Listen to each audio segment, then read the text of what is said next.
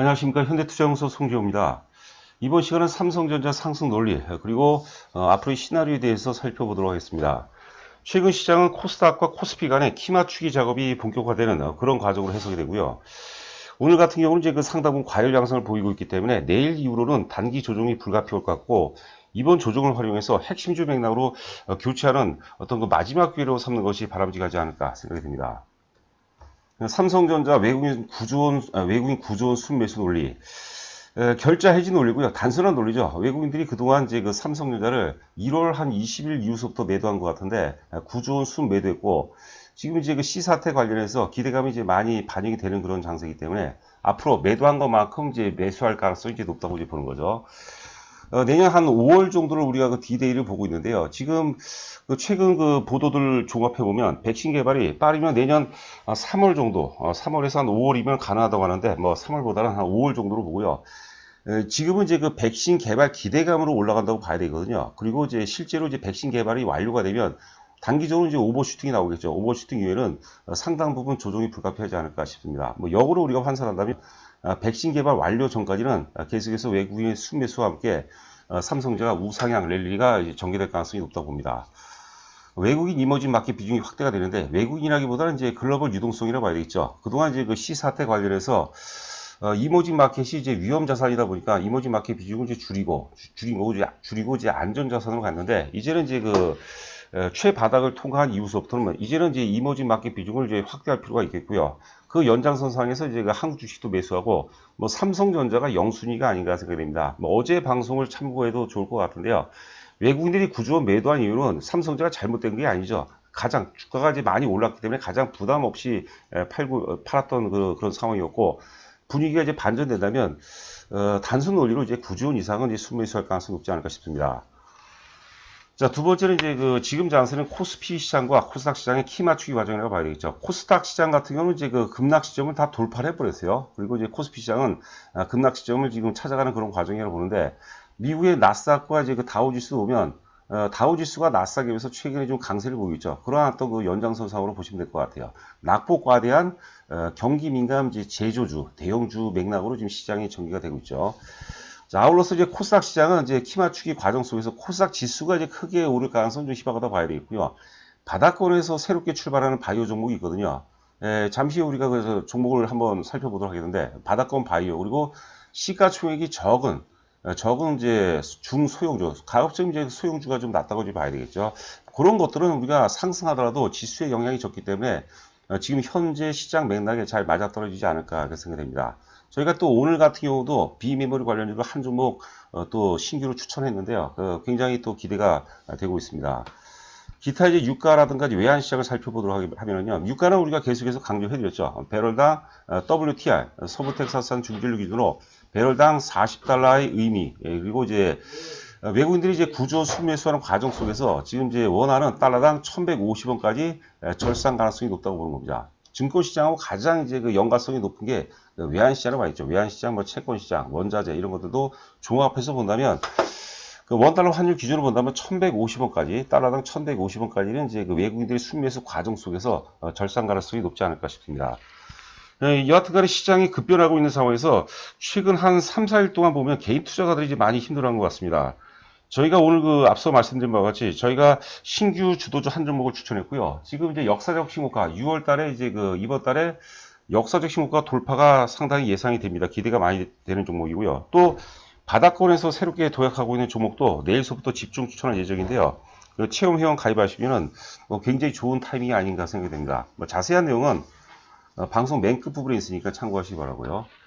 자, 삼성전자입니다. 제가 이제 오전에 만든 자료인데요. 여하튼간에 이제 2월 달 들어서 외국인들이 이제 9조 원을 순매도했죠. 뭐 4월 달에 이제 4월 달 들어서면서 외국인 매도가 점차적으로 이제 감소했지만, 기본적으로 5월서부터 이제 외국인이 순매수했다고 이제 보는 거고요. 여하튼간에 9조 원 순매도에서 지금 반전됐죠. 앞으로 이제 그 외국인들이 계속해서 이제 그 순매수가 진행되고, 결자 해지 논리, 그 단순하게 보는 거죠. 단순하게. 그 제가 예전에 여의도역 화장실에서 본 글귀인데요. 그 톨스토이 글귀인데, 가장 깊이 있고 심한 논리는 너무나도 단순하고 소박한 데 있다는 거죠. 그래서 구조원 순매도 있기 때문에 매도 이유를 여러분께서 너무나도 잘 아실 거예요.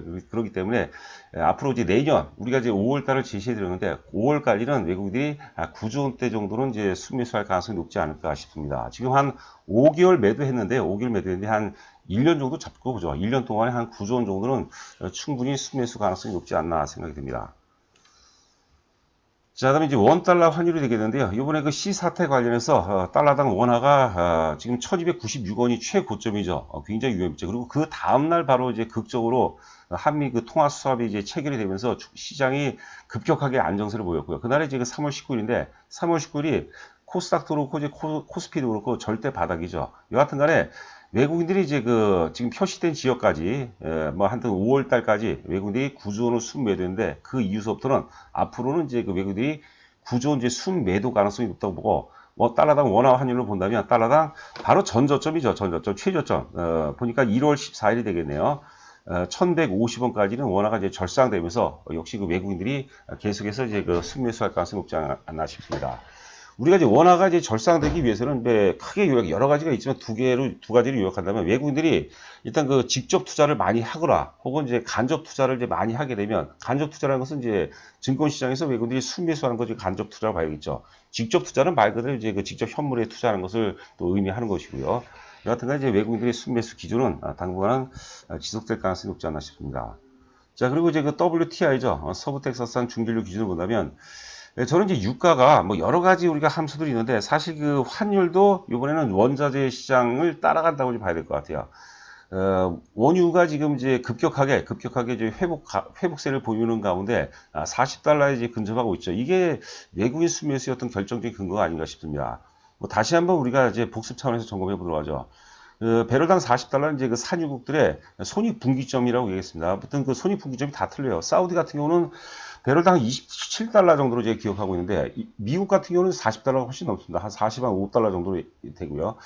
여하튼 간에 이제 평균 40달러는 이제 그 산유국들의 손익분기점이 넘어가기 때문에 그동안 원유 비중이 높은 주가가 많이 빠졌습니다. 러시아라든가 브라질이 많이 빠졌는데 유가가 회복되면 그 원유 비중이 높은 어떤 이머징 마켓, 그 다음에 이제 그 전체 이머징 마켓 쪽으로 글로벌 유동성이 이제 비중을 확대할 가능성이 높고 그 연장선상에서 이제 그 한국 시장도 매수하고 또 외국인들이 순매수 전환될 가능성이 높지 않나. 이건 지금 기조적인 어떤 흐름이라고 봐야 될 것 같습니다.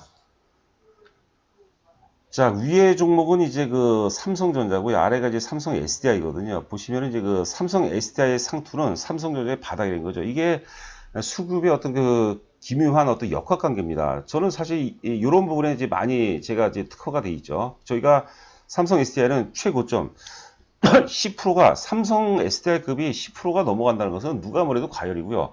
또 물량이 좀 많이 터졌죠. 그리고 이제 그 삼성 SDI의 상투가 절묘하게 삼성전자의 바닥까지 맞아 떨어지는 것 같아요. 저희 회원분들도 그렇고 제가 또 유튜브 방송을 통해서 많이 또 이제 강조를 해드렸죠. 그 전에 또 갭상승이 나왔고요. 아래가 삼성 SDI 보면요. 파동론으로 본다면 이게 지금 제가 이게 좁혀놔서 지금 차트가 약간 짜부러진 형태이기 때문에 좀 완만해 보이는데 원래대로 보면 사실 좀 급격한 차트죠.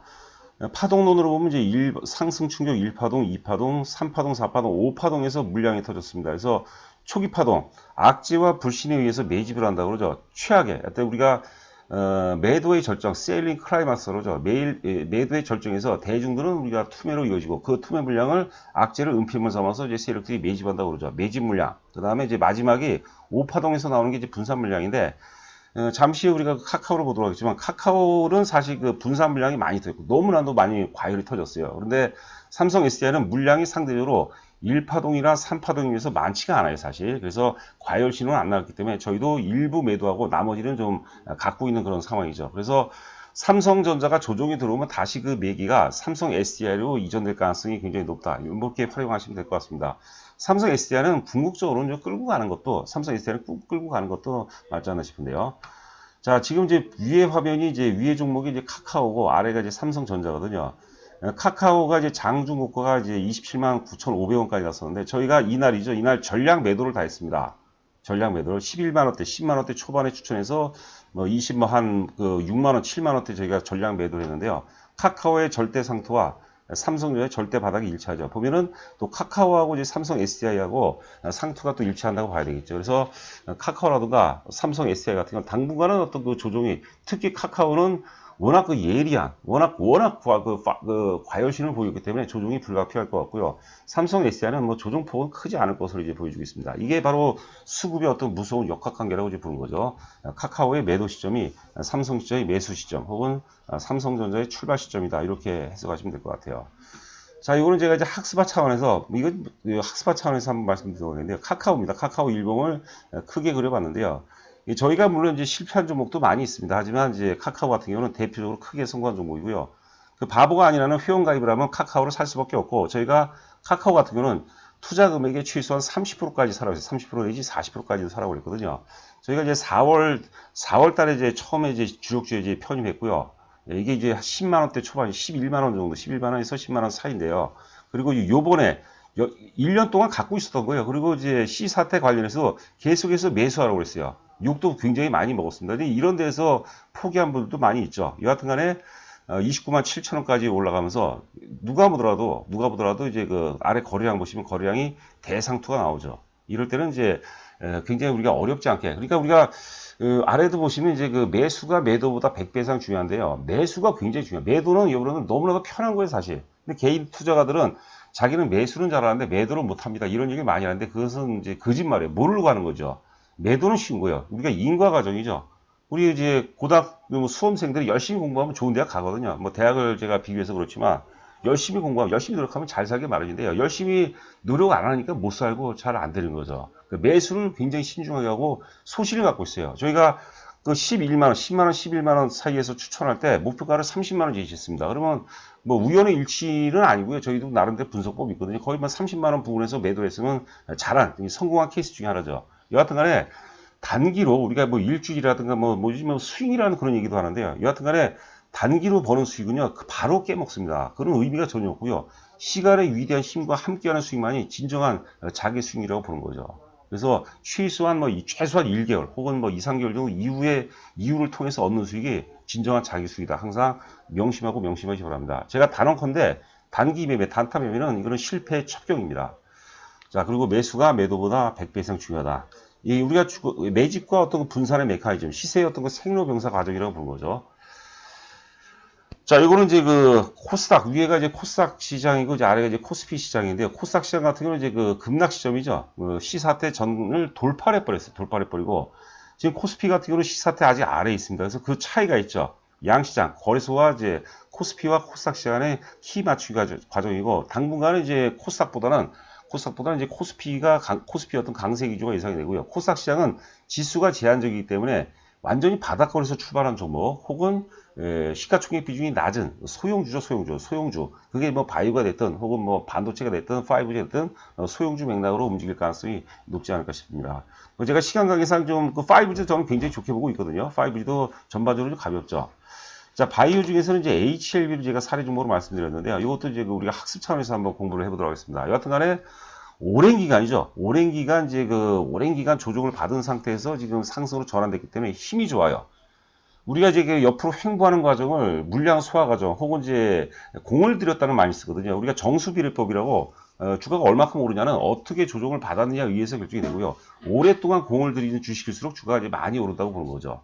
주가가 이제 우리가 그 반이라는 표현을 썼는데요. 그 시세는 그 우리 해겔의 변증법이 있죠. 정반합의 역사는 뭐 정반합의 연속 과정이라는데, 제가 이제 주가하고 이제 연관을 시켜서 좀 해석을 해봤는데, 주가가 하락하는 것은 이제 반의 과정이고, 그 다음에 횡보하는 과정은 이제 합의 과정, 그리고 오르는 것을 이제 정의 과정. 그래서 정반, 상승, 주가 상승과 주가 하락과 주가 조정, 횡보 조정이죠. 정반합의 연속 과정이라고 보는데, 반이 그 가격 조정이 끝났죠. 반 이후에 합의 과정이 굉장히 오랜 기간 동안 공을 굉장히 많이 들였습니다. 그래서 최근에 이제 3일 오른 거거든요. 3일 오르고 오늘 이제 눌림목 조정인데, 이런 종목은 우리가 좀 잘 살펴볼 필요가 있지 않나 싶습니다. 저희가 HLB 같은 경우는 4월 초에 저희가 주력주에 편입했어요. 그러니까 거의 막 2개월 정도 좀 고생을 했죠. 그래서 이게 고생한 상태에서 얻는 수익이, 그러면 이게 2개월을 기다렸다가 주가가 올라가잖아요. 그럼 단기로 이렇게 안 팔게 돼요. 그렇게 돼 있습니다. 우리가 사자마자 올라가거나 그러면 이제 파는 경우가 많거든요. 공을 들인 상태에서 올라갔기 때문에